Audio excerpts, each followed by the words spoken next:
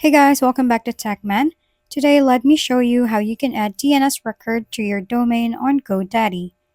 First, log into your GoDaddy account, and before we proceed with this, make sure that you have a ready website or domain on your GoDaddy account. On our case, we have yet to create a domain, so first thing you want to do is click on your profile on the top right corner and go to My Products. Scroll down a little bit until you see your domain you have created and click on DNS. You can just add new record. On the type, category, choose any record you want to add and fill out the name, value, and TTL based on your preference. And just like that, you have now added DNS record on your domain and GoDaddy. If we've been helpful, kindly give us a thumbs up and don't forget to hit the subscribe and bell button for more contents. For any questions and suggestions, comment down below.